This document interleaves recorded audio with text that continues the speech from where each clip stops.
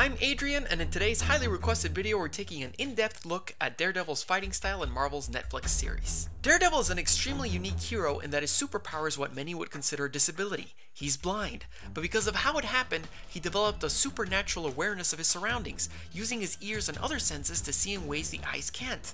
Here we can see a brief example of how useful his sensory awareness is during battle. Daredevil can sense a strike before it even arrives, and slip away without even needing to turn around to confirm it's there. As such, he's an extremely proficient hand-to-hand fighter, and this is something Marvel's Netflix series has portrayed incredibly well. The 2 seasons are littered with fight sequences, and to avoid spoiling the series for anyone, this video will primarily focus on Season 1. That being said, there's a plethora of content to go through as we set out to uncover just how many fighting styles this particular incarnation of Daredevil is proficient at. Matt Murdock's father was a boxer, and as such he's obviously proficient in this well-known martial art.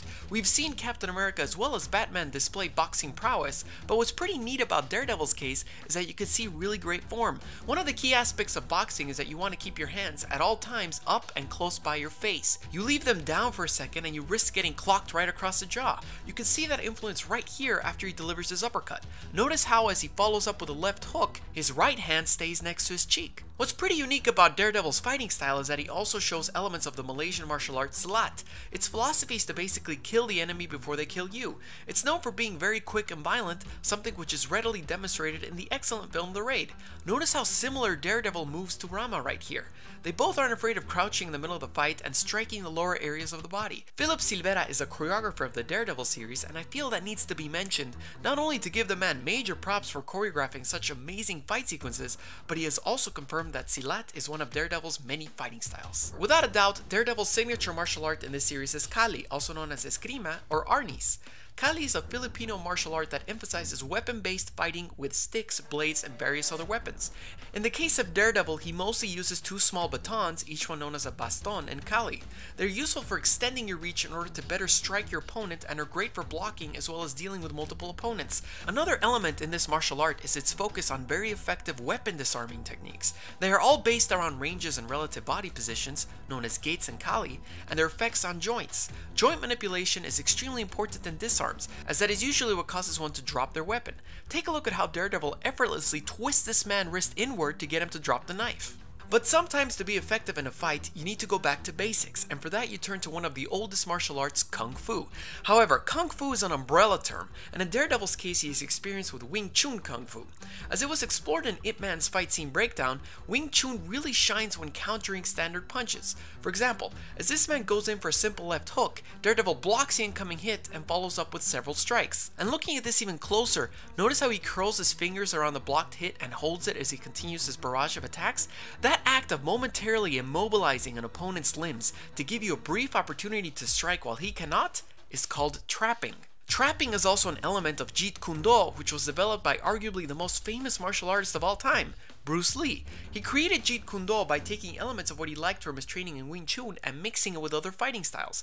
Above all else, he wanted to create a style that was incredibly fast and very direct. Jeet Kune Do literally means the way of the intercepting fist. And something very particular to this style is that unlike other martial arts, where a punch comes in and you block and then counterattack, in Jeet Kune Do you instead counterattack the punch with a quicker punch of your own. Hence the name intercepting the fist. Daredevil exhibits this training several times during the hallway sequence. Take a look at how a punch is coming in and he immediately lowers to punch the gut, bypassing the block entirely. And right after that, he immediately punches this man's throat instead of blocking his punch and throwing one of his own. But Daredevil knows that in order to bring more power to your strikes, you need to use your legs. And when you need kicks, the best martial art to turn to is Taekwondo, as it specializes in adding a wide array of practical as well as more theatrical techniques to your fighting arsenal.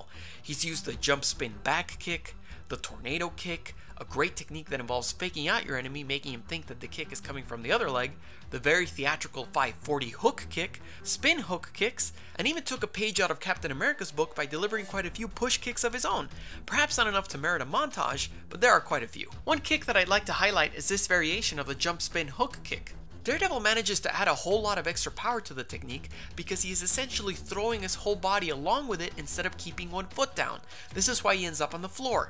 Where I trained in Taekwondo, this was known as a basket kick, as you are kicking while throwing yourself into an imaginary basket. But there isn't always enough room or time to fully extend your arm or leg, and that's when Muay Thai's devastating elbows and knees come into play. They are extremely quick to execute and quite powerful as well.